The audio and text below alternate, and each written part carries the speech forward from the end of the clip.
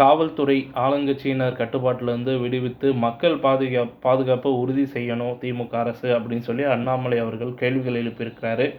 அதை பற்றின ஒரு சின்ன தகவல் இந்த வீடியோவில் பார்க்கலாம். பாஜக மாநில தலைவர் அண்ணாமலை தனது சமூக வலைதள பக்கத்தில் வெளியிட்டிருக்க ஒரு பதிவு என்னன்னு பார்த்தீங்கன்னா, கோவையில் பெண் வன்கொடுமை வழக்கில் தொடர்பாக நீதிமன்ற வழக்கு விசாரணை ஒன்றில் பங்கேற்று விட்டு வெளியில் வந்த குற்றவாளிகள் ஒரு 3 பேரை பார்த்தீங்கன்னா இருசக்கர வாகனங்களில் வந்த 9 பேர் கொண்ட ஒரு கும்பல் துரத்தி சராமரியை வெட்டியிருக்கிறாங்க.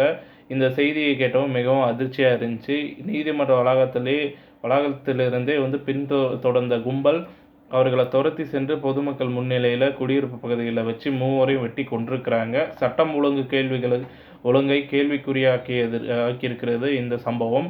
பட்ட பகலில் நீதிமன்ற வளாகத்திலிருந்தே பயங்கரமான ஆயுதங்களோட குற்றவாளிகள் சுதந்திரமாக உலா வரும் அதே கோவையில் இன்று கோவை மாநகர காவல் ஆணையர் அலுவலகத்தில் மாவட்ட ஆட்சியர்கள், மாநகர காவல் ஆணையர்கள், மாவட்ட காவல் கண்காணிப்பாளர்கள் மேற்கொண்ட மண்டல காவல்துறை தலைவர் என காவல்துறை உயர் அதிகாரிகள் பங்கேற்க உள்ள தமிழ்நாடு காவல் ஆணையத்தின் பொதுமக்கள் பாதுகாப்பு தொடர்பான கலந்தாய்வு கூட்டம் நடைபெற்றிருக்கிறது.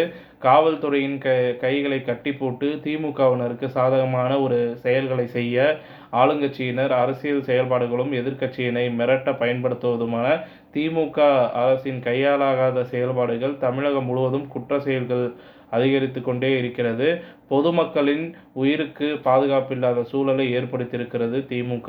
வருமுன் காப்பது என்பது தமிழக அரசை பொறுத்தவரைக்கும் அறிந்திராத செயல்பாடாகிவிட்டது என்ற ஒரு சந்தேகம் எழுந்திருக்கிறது. இனியாவது காவல்துறையை ஆளுங்கட்சியினர் கட்டுப்பாட்டிலிருந்து விடுவித்து சட்ட ஒழுங்கை காப்பாற்றி மக்கள் பாதுகாப்பை உறுதி செய்ய திமுக அரசு முயற்சிக்குமா அப்படின்னு சொல்லி அவர் பதிவிட்டிருக்கிறாரு ஒரு சமூக வலைதள பக்கத்தில். வீடியோவும் ஷேர் பண்ணியிருக்காரு. முடிஞ்சால் நீங்கள் அந்த வீடியோவை போயிட்டு அந்த சமூக வலைதள பக்கத்தில் எக்ஸ் என்ற வலைதள பக்கத்தில் போய் நீங்கள் பார்க்கலாம்.